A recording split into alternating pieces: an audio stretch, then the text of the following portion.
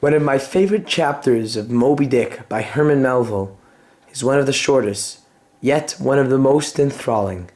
This intense, exciting chapter describes Tashtigo's near-death encounter that is most frightening.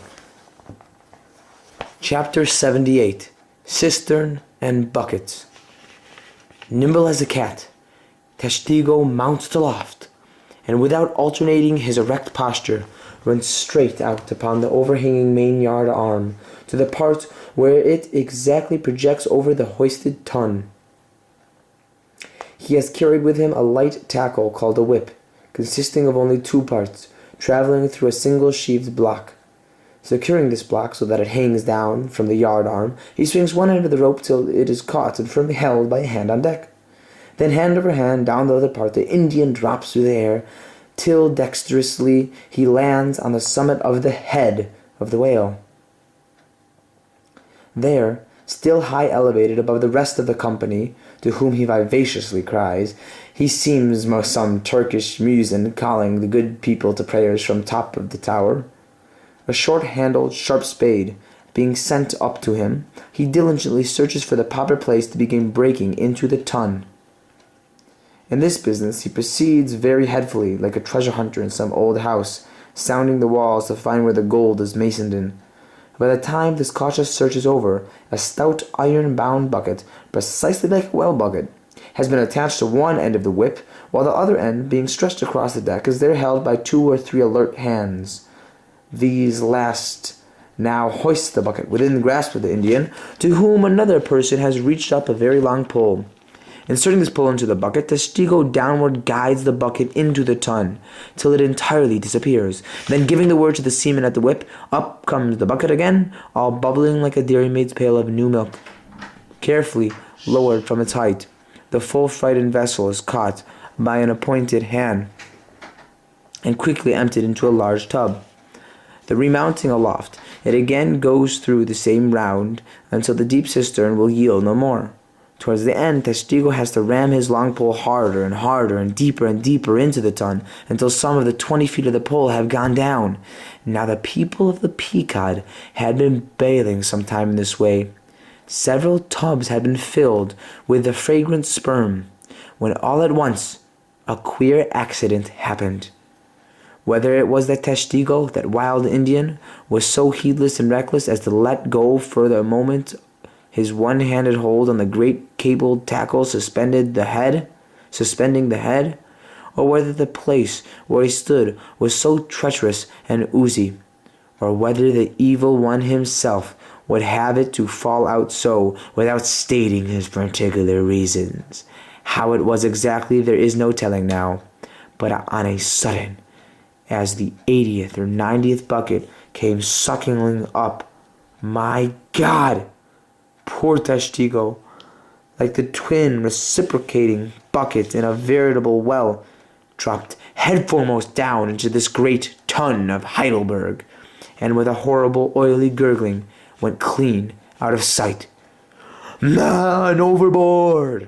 cried Daggoo, who amid the general consternation first came to his senses. "Swing the bucket this way!" and putting one foot into it, so as to better to secure his slippery handhold on the whip itself. The hoisters ran him high up to the top of the head, almost before Tashtigo could have reached its interior bottom. Meantime there was a terrible tumult. Looking over the side, they saw before the lifeless head throbbing and heaving just below the surface of the sea, as if that moment seized with some momentous idea, whereas it was only the poor Indian unconsciously revealing by those struggles the perilous depth to which he had sunk. At this instant, while Daggoo, on the summit of the head, was clearing the whip, which had somehow got foul of the great cutting tackles, a sharp cracking noise was heard, and to the unspeakable horror of all, one of the 2 enormous hooks suspending the head tore out, and with a vast vibration the enormous mass sideways swung, till the drunk ship reeled and shook as if smitten by an iceberg. The one remaining hook, upon which the entire strain now depended, seemed every instant to be on the point of giving way, an event still more likely from the violent motions of the head. Come down!" yelled the seaman to Daggoo. but with one hand holding on the heavy tackles, so that if the head should drop, he would still remain suspended. The Negro, having cleared the foul line, rammed down the bucket into the now collapsed well, meaning that the buried harpooner should grasp it, and so be hoisted out. "In heaven's name, man," cried Stubb, "are you ramming home a cartridge there? Avast! How will that help him? Jamming that iron-bound bucket on top of his head? Avast, will ye?" "Stand clear of the tackle," cried a voice like a bursting of a rocket. Almost in the same instant, with a thunder boom, the enormous mass dropped into the sea. Like Niagara's table rock into the whirlpool, the suddenly revealed pole rolled away from it, too far down her glittering copper, and all caught their breath as, half swinging, now over the sailors' heads and now over the water, the goo, through a thick mist of spray, was dimly beheld clinging to the pendulous tackles, while poor, buried alive Tashtego was sinking utterly down to the bottom of the sea. But hardly had the blinding vapor cleared away, when a naked figure with a boarding sword in its hand was for one swift moment seen hovering above over the bulwarks. The next, a loud splash announced that my brave Queequeg had dived to the rescue. One packed rush was made to the side, and every eye counted every ripple, as moment followed moment, and no sign of either the sinker or the diver could be seen. Some hands now jumped into a boat alongside and pushed a little off from the ship. "Ha! Ha!" cried the goo all at once. From his now quiet swinging perched overhead, and looking further off from the side, we saw an arm thrust upright from the blue waves, a sight strange to see, as an arm thrust forth from the grass over a grave.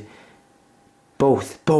It is both!" cried the goo again with a joyful shout, and soon after Queequeg was seen boldly striking out with one hand, and with the other clutching the long hair of the Indian, drawn into the waiting boat.